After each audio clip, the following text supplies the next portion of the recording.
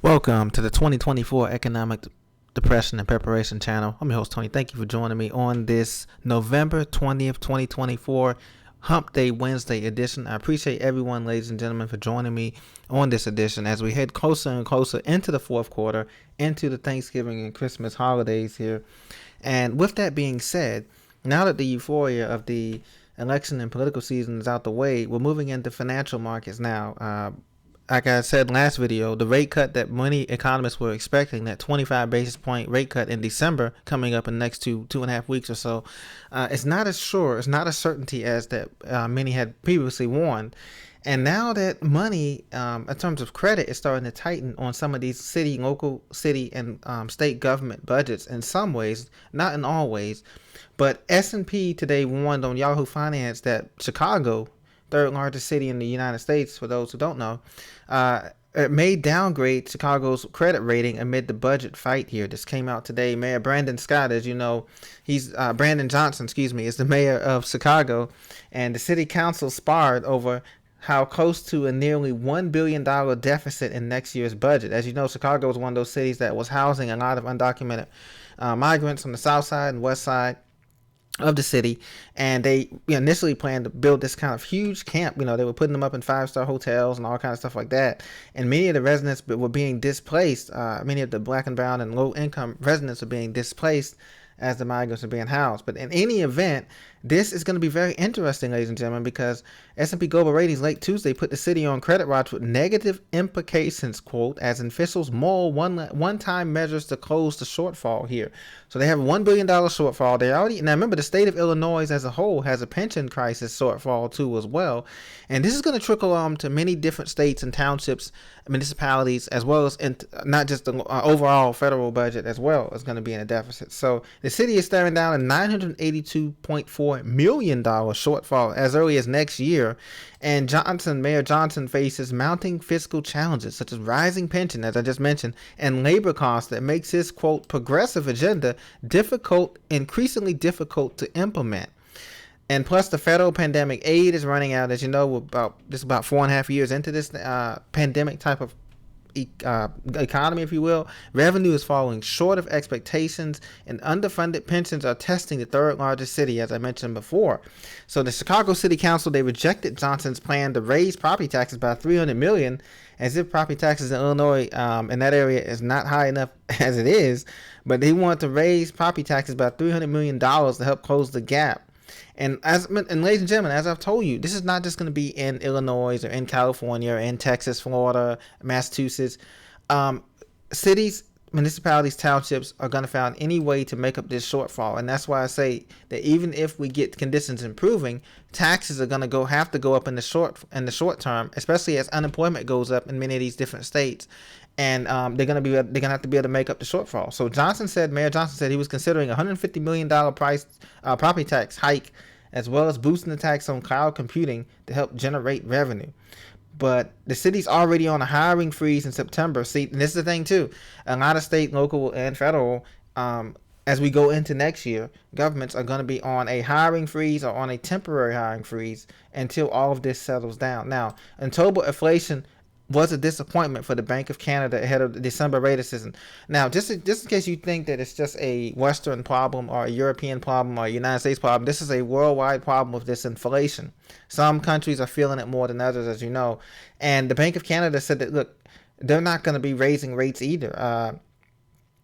Latest inflation data in Canada showed that grocery prices remained a consistent pain point for consumers. No different than here. Same thing with the housing. If you go to big cities like Toronto or Ottawa or Montreal, Vancouver, housing is way out of price in terms of what the wages are offering there in Canada. This is going to trickle down from not just the Western countries. Once again, this is going to trickle down to some developing nations as well, and that includes the BRICS, even though, because we're all interconnected still in this globalism economy that we've been since the late 80s and early 90s. This is what's going to happen. So just to let you know, that's going to be heads up that Americans' debt is growing, but so are the incomes. Right now, we have this kind of balancing out effect. Yes, Americans have, a lot of credit card debt and student loan debt, and personal loan debt, signature loan debt, or what have you. But incomes are growing according to CNN Business. As you know, household debt is up to a record $17.94 trillion as of September 30th. This is according to the Federal Reserve Bank of New York City. But wages so far have been able to keep pace in some of the major metropolitan areas, like the top 15 or 20 metropolitan areas in the United States are been able to keep pace in terms of that. Now, what is happening, though, is that disposable personal income, once again, discretionary income is going down, meaning that Americans are not spending a lot of money. We're not spending a lot of money on eating out as much as we used to because the quality of the food is going down, number one, but also we're saving money, and also we're not spending as much money on things like, concerts or movies or, just entertainment or leisurely activities, unless it's a necessity, a family necessity, or something that we want to do. But that's what's happening now. So what's going on now is that we're going to continue to see right now that pay growth has outpaced inflation, but it's going to flip. Where it's going to flip is when we go into the recession next summer. Sometime next summer, late summer 2025, we'll be officially into some type of recession, and that's when it's going to flip, and inflation is going to roar its ugly head again, and it's going to outpace the cost of living adjustments or increases or wages rises that have been going up. And so look out for that, I should say, rather. Markets were rather flat today, by the way. Dow was only up 30.32%. S&P 500 was up a little, and the NASDAQ was down just a little bit. Now, I've seen this trend too. I thought it was interesting. Let me know what you think, ladies and gentlemen. Manufactured homes are surging in popularity. This is according to an article by Samantha DeLawyer on CNN Business last week. She was saying that manufactured homes are soaring in popularity. You can order them on Amazon or Facebook. You remember before, a couple months ago, 6 months ago or so, they were talking about, the media was bragging about how tiny homes, and people were buying up tiny homes or ordering them on online kits or log homes and stuff like that as an alternative to a townhouse or a duplex or a single family apartment type of situation. But let me know what you think. Would you get a manufactured home? Julie Johnson and her husband, they ordered one on Facebook Marketplace for about, they say here, $50,000 or just over $50,000. I don't know if the mobile home or manufactured home, I don't know if that comes with the land with it, or do you have to buy the land separately?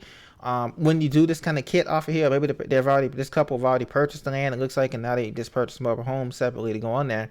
But I don't know, ladies and gentlemen, if you're in Tornado Alley or some kind of area like that, would you feel comfortable living in this as an alternative? But then again, if it's paid off and it's paid for, you're saving money there, because housing is the biggest cost, whether we have rents or mortgages or some other arrangement, RVs that we're traveling with. The housing and utilities and car payment is our three biggest costs for most Americans, outside of other bills, outside of medical debt or any other bills, student loans or any other bills that we may have. So this may be an alternative. Let me know, would it be something that you would do here? I don't know about living in a mobile home park like this. That's this one here in Boulder City, Nevada, or some other areas. You see these tightly gradient type things where you can literally touch your neighbor. I don't know if I would be comfortable doing that. Some people do, but if you can save money and if you can use that money in investments in other areas, hey, maybe that's something, because the median home price in America right now is $404,000. 15 consecutive months. So if you can save money by $100,000, $50,000 for the mobile home, $50,000 for the land, half acre, quarter acre of land, or an acre, hey, you might be coming out on top. Let me know what you think about that. But they're saying that there's a lot of added costs with these homes that are available on Amazon. And that's another thing too, and not in everywhere, so there's added cost available with that, but there's also maintenance costs with single family homes, as you know. Let me know which one you would choose in the comments, and what are you doing to cut back or get ready for 2025 in this new economy that we're going to be entering. God bless. I'll talk to you very soon. Please be sure to subscribe or hit the like button at least, so you'll be notified. A lot of people haven't been notified when the videos have been coming in or out, so just hit the like button so that notifications can come to everybody when the next video drops. God bless. Talk to you soon. Stay strong. Stay prepared.